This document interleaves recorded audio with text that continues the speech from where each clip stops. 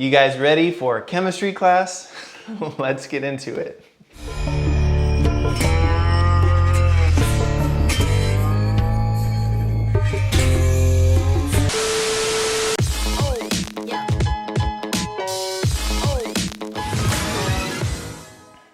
What's up guys, Trav White here. Welcome back to the channel. If you love the science of style and grooming and you want to use it as a weapon to become the most attractive version of yourself, then light up that like button so YouTube will promote these videos to more guys who like to use science to be sexy. Yeah, Mr. White.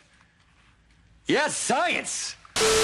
When it comes to dry hair, there are tons of variables that could contribute. So at the risk of trying to get really complex, in this video, I'm just gonna go over the 5 most common reasons that your hair might be dry or damaged or brittle and how to fix each one of them. So if you make it through this whole entire video and you don't think I've covered your specific situation, then come over to the Mannered Mains Facebook group and join us.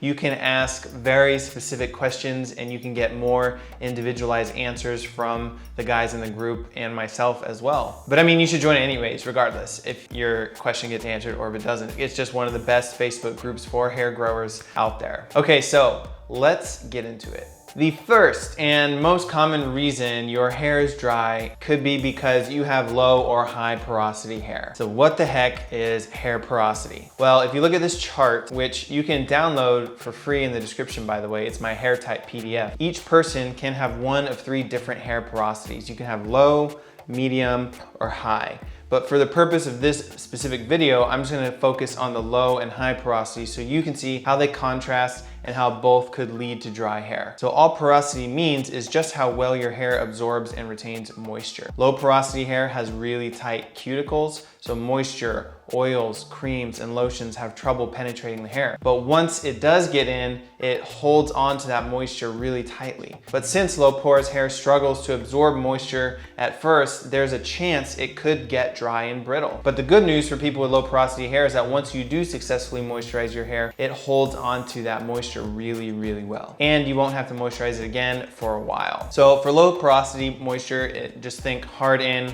hard out. For high porosity hair, it's pretty much the exact opposite. Think easy in, easy out. So the cuticle scales are raised and damaged or they're wide open and moisture absorbs really fast, but then it escapes really fast too. It's really easy to understand why this hair is dry and brittle because it doesn't hold on to moisture very well. So sometimes high porosity hair can be genetic, but more likely it's caused by some sort of damage like too much heat tools, UV damage, or overly chemical treated hair. And I actually found a study in 2008 from the Journal of Cosmetic Science that found that chemical treatments, heat, and UV damage were a direct cause of high porosity. So, what are the solutions to both of these? Well, some tips for people with low porosity hair. The first thing you're gonna wanna do is deep condition with heat. And I don't mean heat tools. I mean wear a hair cover when you're doing a deep conditioning mask because the heat will get locked in on your head and those cuticle scales will open up and they'll absorb that moisture. You also wanna use lighter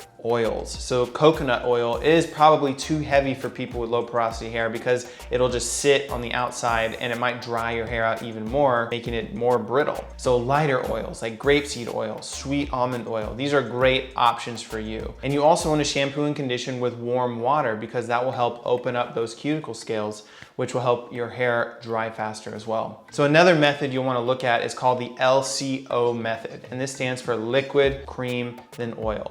So you're going to start with lukewarm water as your liquid, and then you're going to add a cream like a leave-in conditioner or a butter. And then you're going to seal all of that in with like a lightweight oil, like an olive or a grapeseed oil. So the goal is to open that cuticle, add in the cream, and then lock it in for ultimate moisturizing. And the best time to do this is right after you shampoo and condition your hair because it's already wet, it already has the liquid step in there, and then before styling it. So this will allow you to keep your hair moisturized and styled for a few days before needing to wash and condition again. So that's the LCO method, liquid, cream, oil. So for high porosity hair, you will want to use a shampoo and conditioner with protein in it to replenish all the proteins that are being lost from those damaged cuticles. When you shampoo and condition your hair, you want to use lukewarm water to get as much of that moisture in as possible and let it sit for at least 5 minutes. And then when you rinse out your hair, you're gonna wanna switch to cold water. So this will help seal those cuticle scales back up And then you will also want to do something called the LOC method, which is liquid, oil, and then cream. So it's the same as the LCO, you're just switching the O and the C. If you're wondering how to remember which one you need to do, the way I like to memorize it is LCO rhymes with low, and LOC is pronounced lock. You want to lock in that moisture for high porosity hair, and then LCO low, LOC lock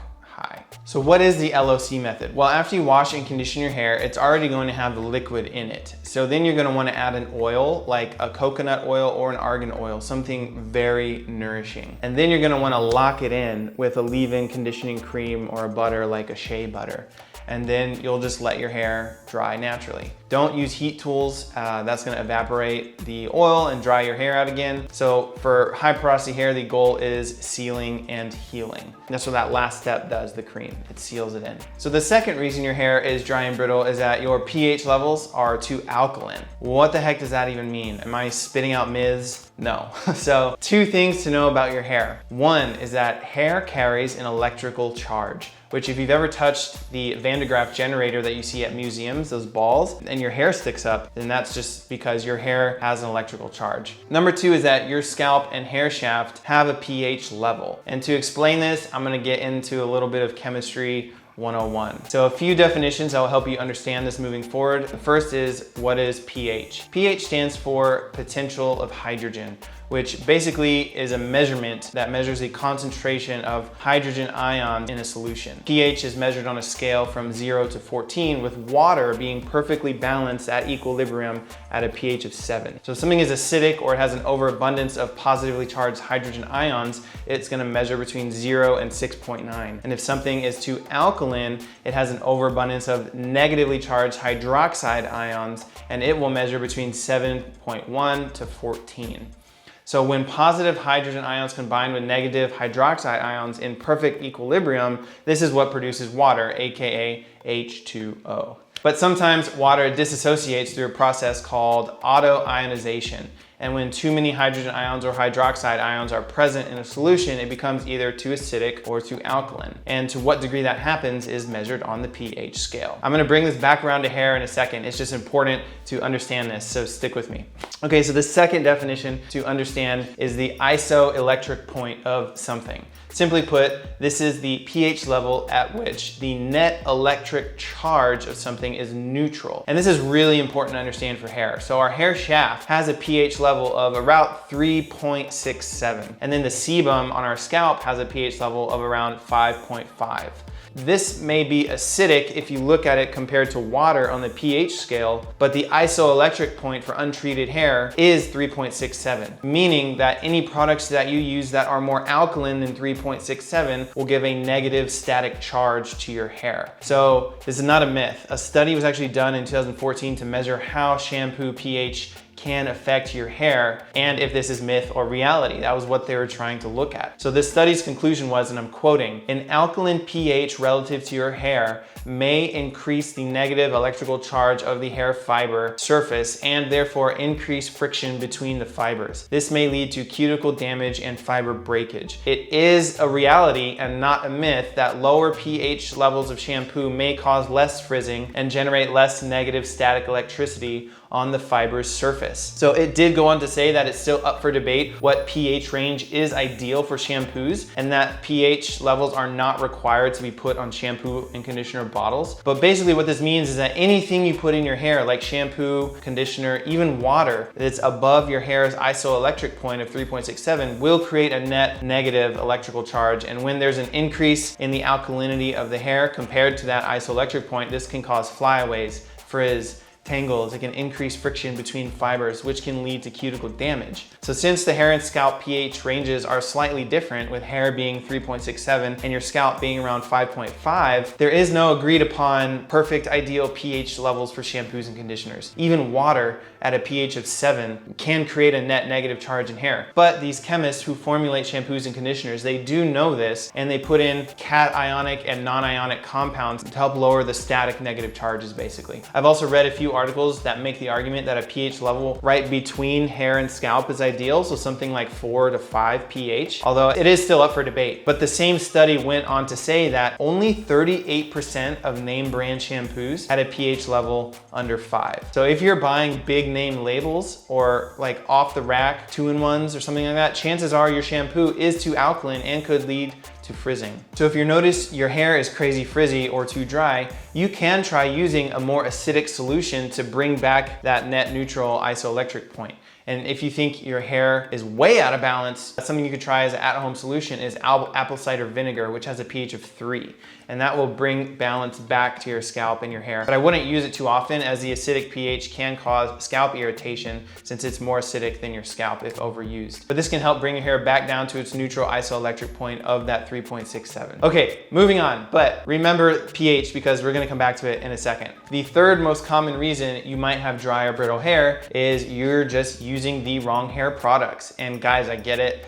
We want simplicity, we want efficiency. We walk into the drugstore, we find the cheapest 2-in-1 shampoo we can find and we call it a day. But there are some dangerous ingredients that do dry out your hair in many of these options, the most common being sulfates. Sulfates are used as surfactants and lathers that give the suds in shampoos. The most common sulfates are sodium lauryl sulfate, sodium laureth sulfate, ammonium lauryl sulfate, and alpha olefin sulfonate. And these are classed as anionic surfactants, which may deep cleanse your hair really well, but it also greatly raises that negative electrical charge. So cosmetic chemists have to add even more cationic and non-ionic surfactants to formulas to reduce the static electricity that these anionic surfactants have. So when you read sulfate-free shampoo on the label, what they're mainly referring to is that it's free from these anionic sulfates that dry your hair out and strip your proteins too much. So the goal for you would be to use gentler sulfate-free shampoos that won't strip your hair of those vital nutrients and proteins and dry it out. There's also been several studies linking sulfates to protein loss and to contact dermatitis, which is just a fancy word for like skin irritation. So a March 2005 study in the Journal of Colloids and Surfaces Biointerfaces found that hair treated with sodium dodecyl sulfate, which is a common shampoo ingredient, lost twice as much protein as hair rinsed with just water. And the protein loss increased as the temperature of water increased as well. Another study in 1996 in the American Contact Dermatitis Journal found that SLS, sodium lauryl sulfate, caused skin irritation in some individuals and led to itchy, dry scalps. So make sure you have sulfate-free shampoos that are free of those anionic surfactants. The fourth reason your hair could be dried too much is too much heat tools. So washing your hair with too hot of water can cause the layer of sebum on your scalp to dry up. It could cause dry skin and flaking if you're using like piping hot water. Also, if you use too high of heat on the blow dryer, this has been linked to cuticle damage, which leads to high porosity hair. So a 2011 study in the Annals Journal of Dermatology found that the higher the heat was on your blow dryer and the closer it got to your hair follicles led to much higher levels of damage on your hair cuticle. So one thing you could try is switching to an ionic blow dryer, which shoots out negative ionic charges to sort of offset the positive ions from water, and it dries it quicker, leaving less frizz. Although the best thing you can do is just use cool air. You know, I haven't found a whole lot of studies on the ionic dryer. It's just a lot of marketing. So take that piece of advice with a grain of salt. So the fifth reason is it's just your natural hair type. And if you haven't downloaded my hair type PDF, I'm gonna link to it in the description, but you're gonna wanna scroll down to the scalp moisture section. Also, people who have curly hair, like a type 3 or type 4, might find that their hair is dry because it's harder for sebum to travel around their whole hair shaft as easily, making it harder for natural oils to reach your ends. So using a light oil on your ends might actually help with that. Additionally, there are 4 scalp moisture levels. You have balanced, oily, dry, and combination. And if your scalp is dry, you have underactive sebaceous glands. And if you have combination hair, then you might have an oily scalp, but dry roots. So what can you do to fight your genes? Well, if you have a dry scalp, here's a few tips for you. You wanna wash your hair in lukewarm to cool water because hot water will dry out the sebum on your scalp. You also wanna wash your hair less to give your hair more time for sebum production. So I would try cutting back to like 2 times per week. Also doing deep conditioning masks for 20 to 30 minutes can help. You're gonna wanna use a shampoo and conditioner with proteins like keratin in it, and make sure your shampoo and conditioner is sulfate free. If you have the combination hair type, which is the oily oily scalp but dry ends, some things that you can do are when you're washing your hair, if you have long hair, to only shampoo your scalp and then only condition from your mid shaft to your ends, and leave the conditioner in for 5 minutes. Another tip for you is to use a hydrating oil on your ends daily or every other day. And argan oil is a really good option here because it does have a lot of nourishing nutrients and benefits to your hair. You also do want to use sulfate-free shampoos just because it dries out your hair. And you want to brush at least twice daily in the morning and night with either like a boar bristle brush or a nylon paddle brush or a wooden brush to spread the sebum oils from your scalp to your ends. And don't forget to trim your dry split ends. Did you guys enjoy science class? I know it was a long video. Leave a comment if you enjoy these types of videos and let me know what else you'd like to see, and I'll talk to you guys later. Peace.